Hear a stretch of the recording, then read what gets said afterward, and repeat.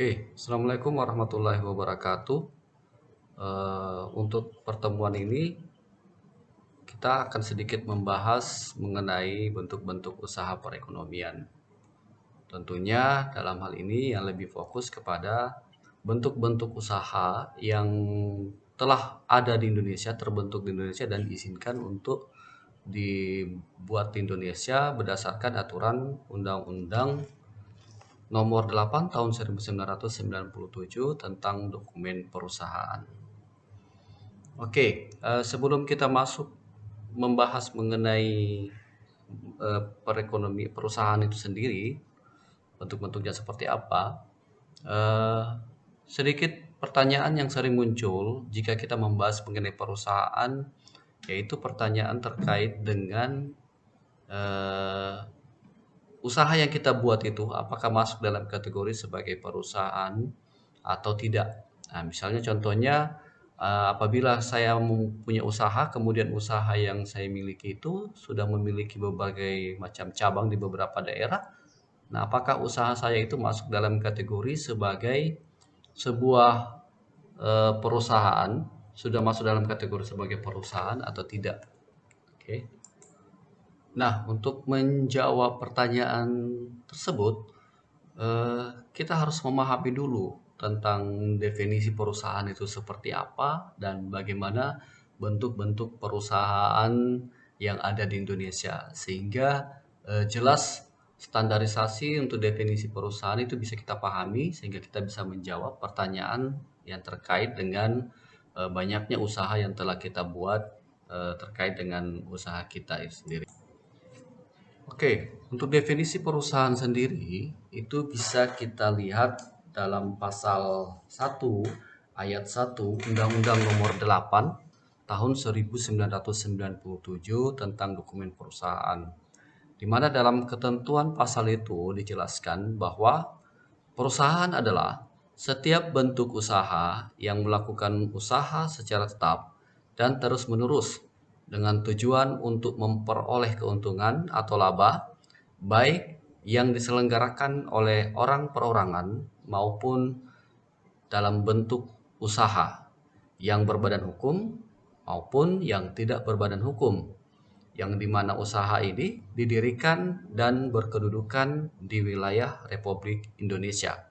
Nah, ini dulu yang harus kita pahami tentang definisi dari sebuah perusahaan. Nah, dari definisi perusahaan yang tadi yang setelah kita jelaskan, itu kita bisa mengambil beberapa unsur yang terkait dalam definisi sebuah perusahaan.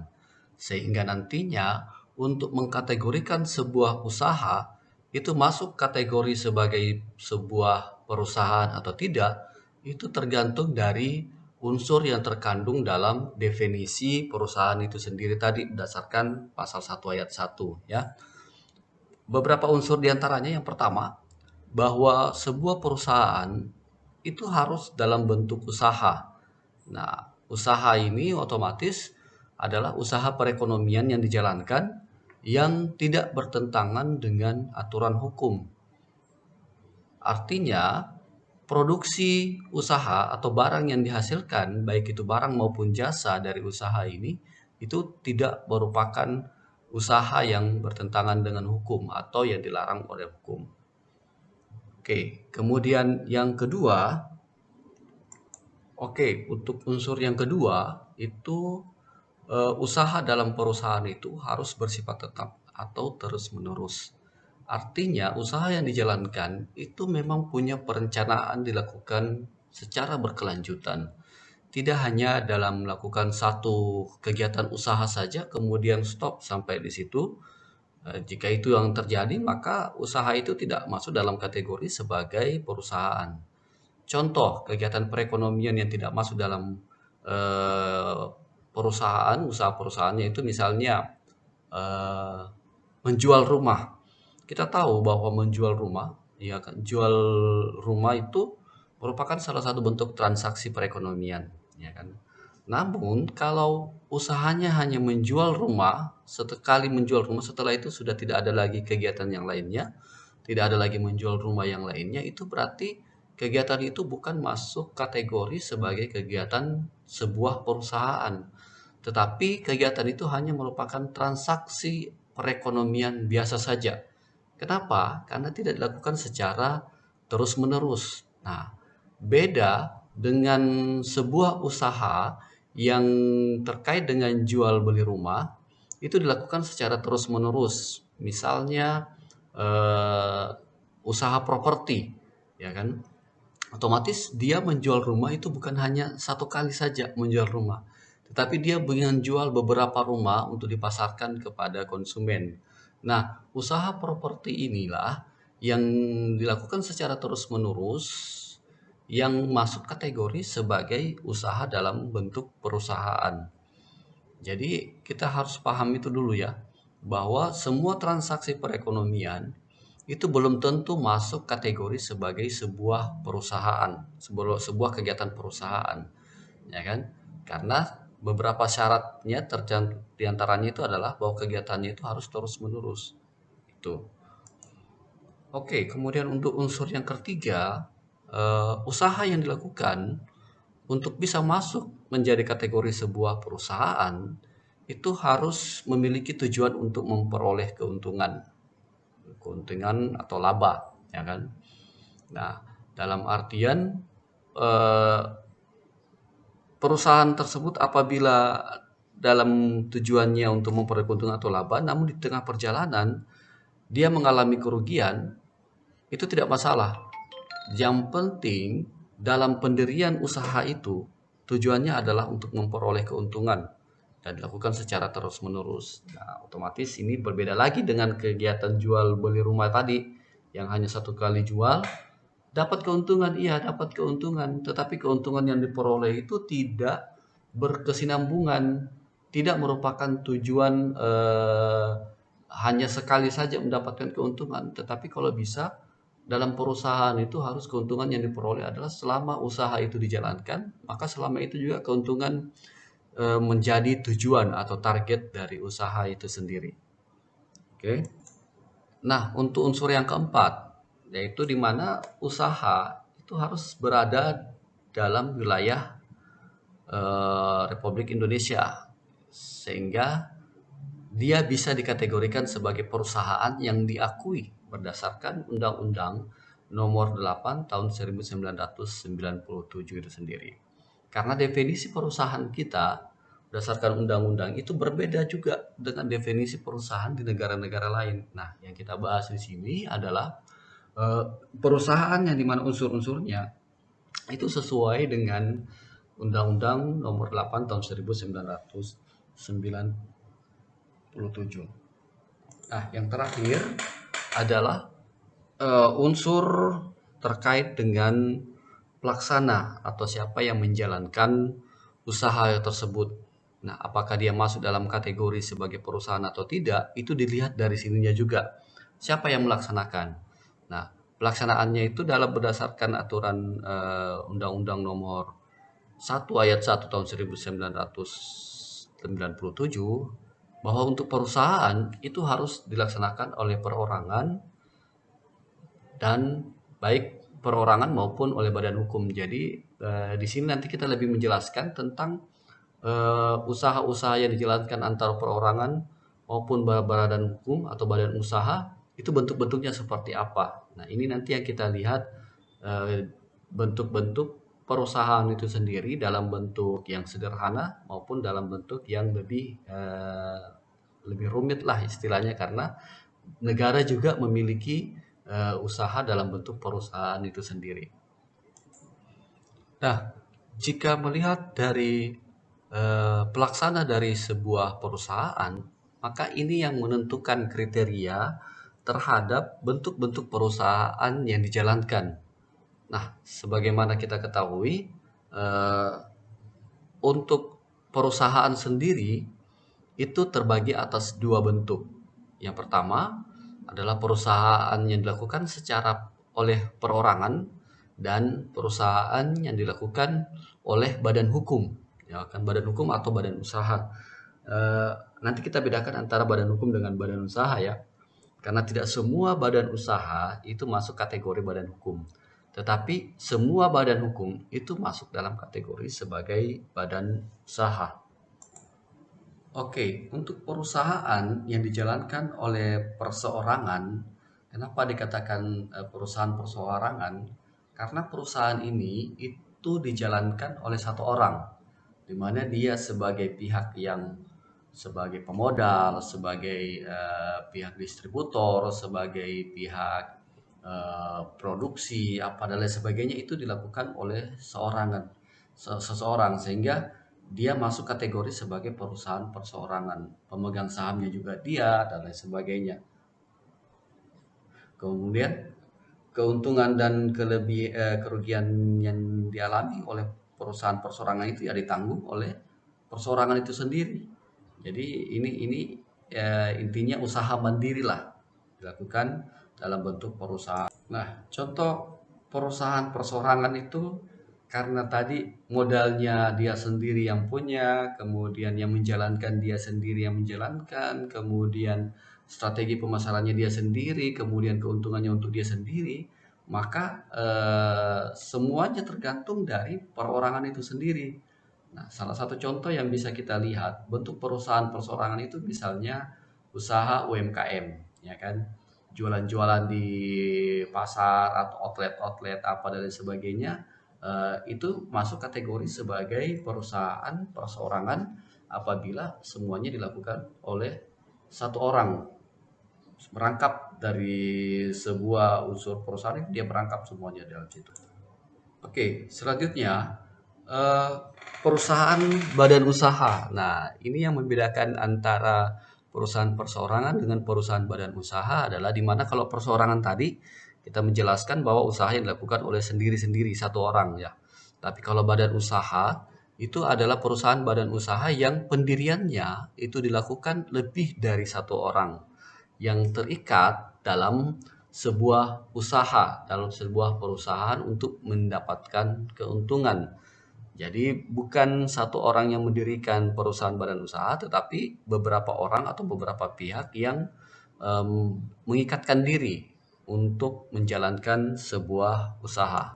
Nah, karena badan usaha merupakan eh, bentuk perkumpulan dari beberapa orang untuk menjalankan usaha, maka perkumpulan ini itu terikat dalam sebuah perikatan atau dalam sebuah perjanjian. Nah, makanya kemarin kita menjelaskan tentang bentuk-bentuk perikatan, salah satunya ini, perikatan untuk menjalankan usaha yang nantinya akan dikenal sebagai perusahaan dengan badan hukum. Nah, untuk perusahaan dalam bentuk badan usaha itu secara umum dibagi atas dua bentuk, yaitu badan usaha yang non badan hukum dan badan usaha yang berbadan hukum. Nah, apa yang dimaksud dengan badan usaha non badan hukum? Itu adalah badan usaha yang didirikan dengan tidak memiliki Nah, untuk non badan hukum sendiri itu merupakan usaha yang tidak membutuhkan persetujuan dari pihak pemerintah.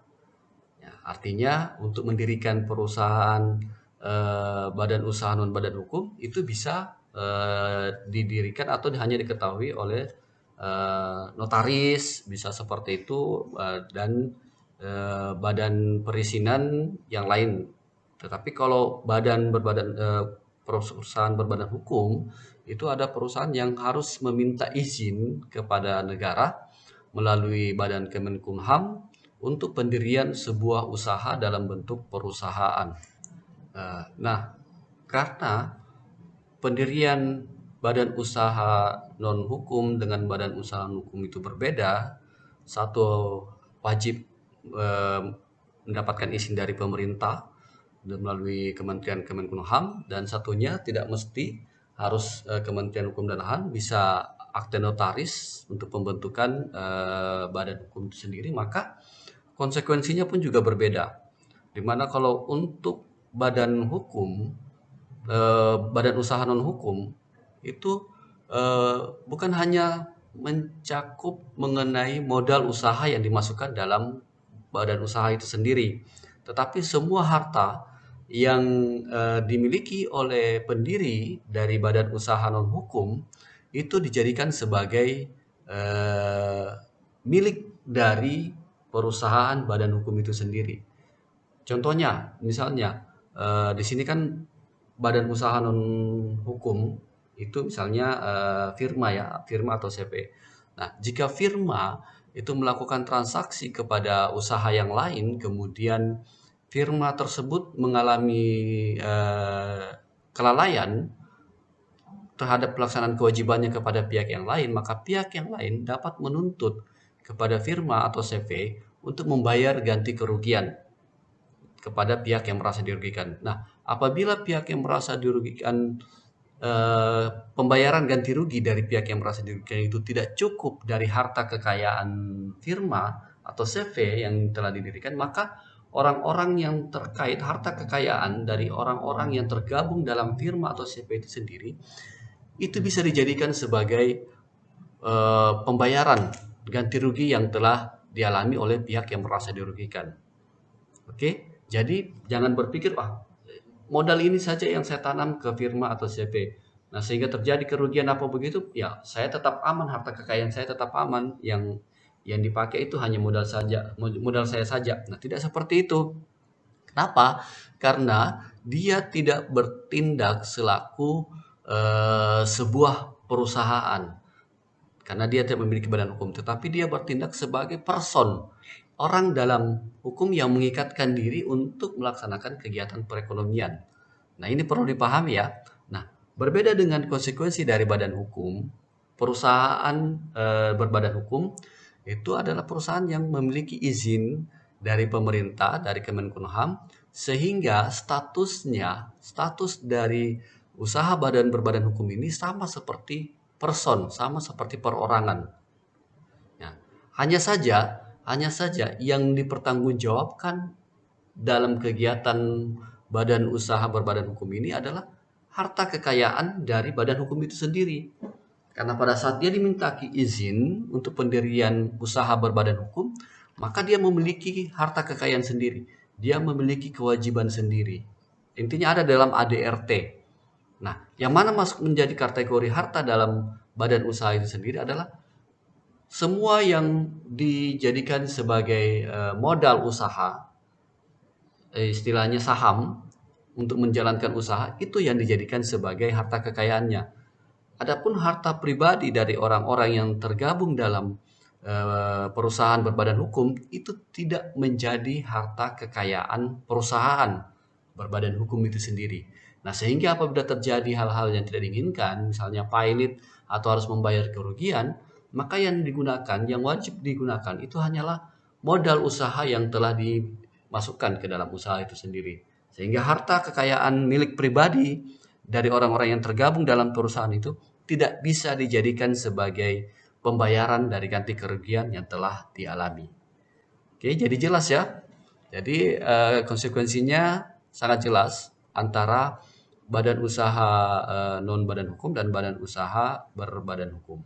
Nah, untuk pembagiannya sendiri, badan usaha non badan hukum itu terbagi lagi beberapa jenis, beberapa bentuk ya, seperti persekutuan perdata, kemudian firma atau CV atau komanditer ya.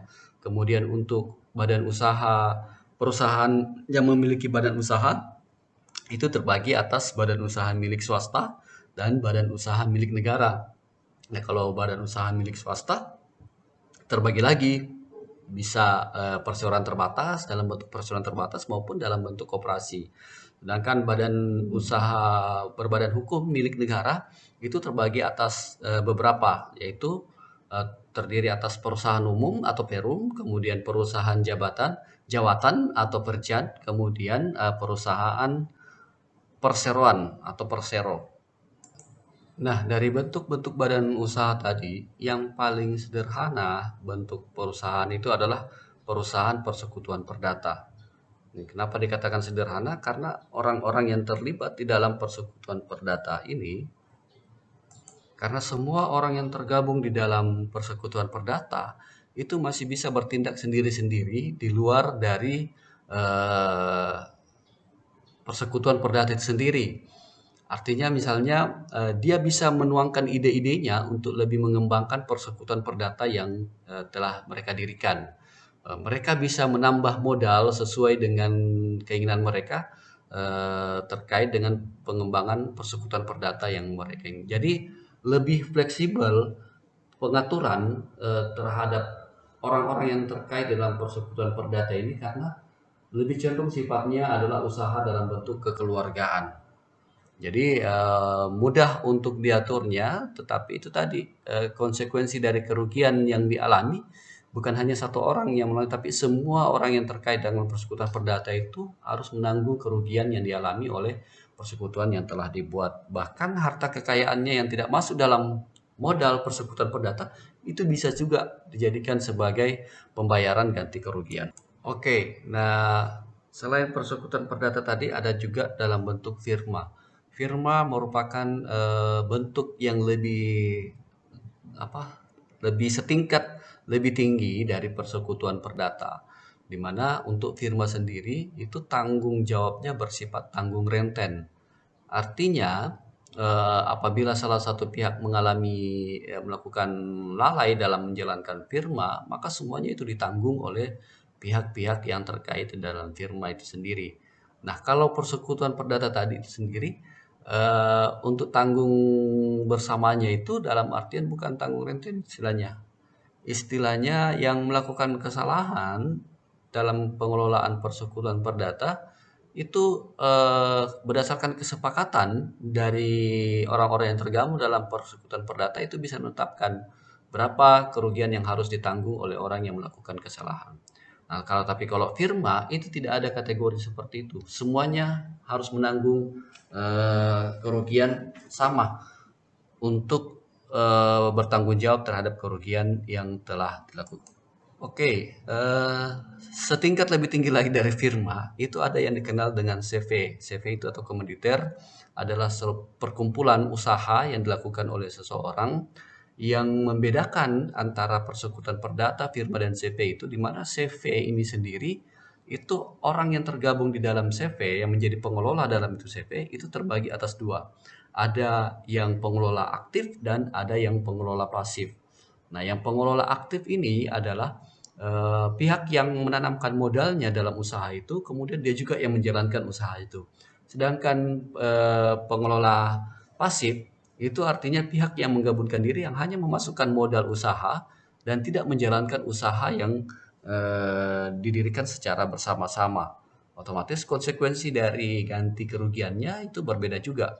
Nah, sehingga jika terjadi kerugian untuk pengelola aktif dalam CV itu maka harta kekayaannya juga menjadi jaminan apabila terjadi kerugian yang dialami oleh CV itu sendiri. Sedangkan pengelola yang pasif harta kekayaannya itu tidak menjadi jaminan untuk melakukan pembayaran atau ganti kerugian. Yang menjadikan sebagai jaminan untuk membayar ganti kerugian itu hanya saham atau modal yang ditanamkan dalam CV yang dibuat secara bersama-sama.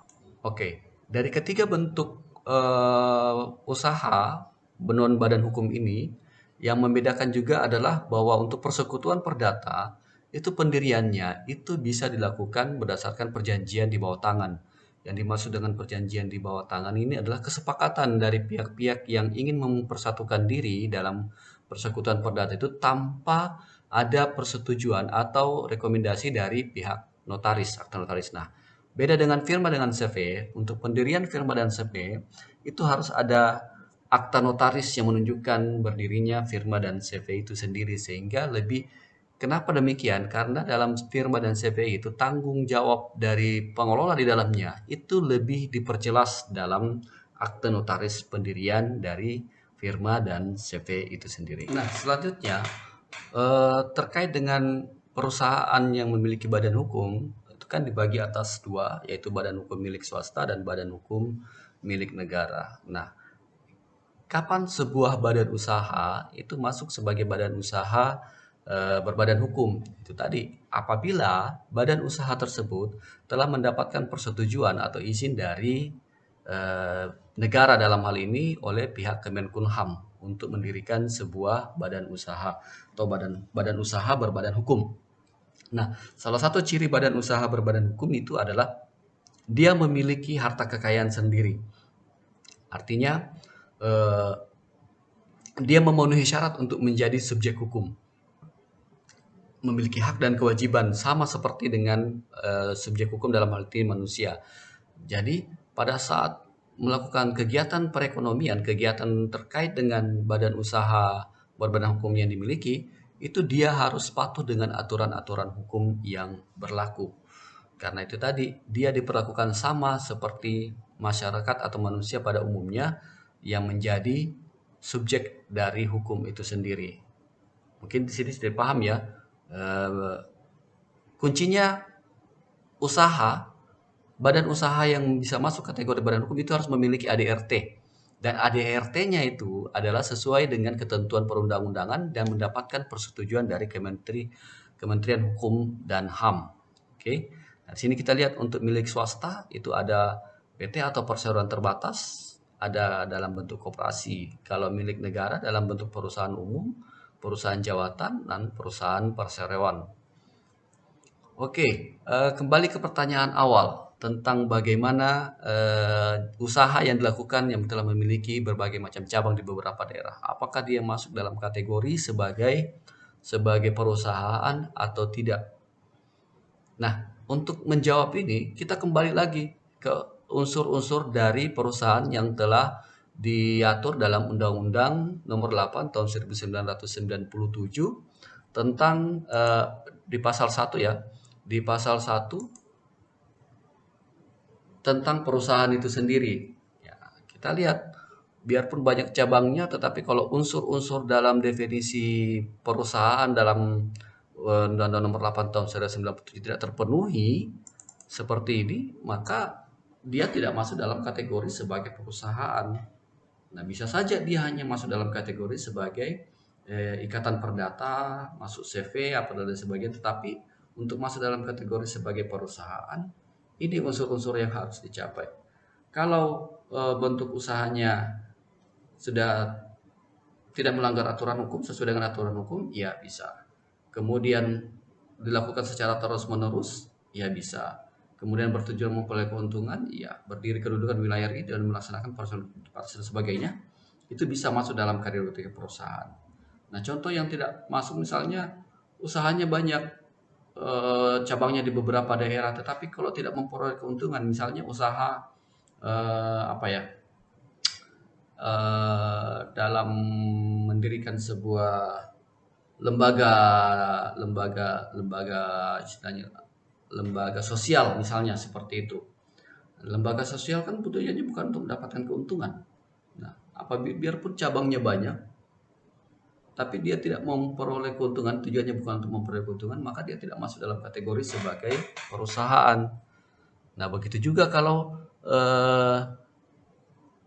dia hanya dilaksanakan tidak dilakukan secara terus-menerus, hanya sifatnya mendirikan atau membuka usaha, setelah itu berhenti lagi setelah mencapai tujuannya.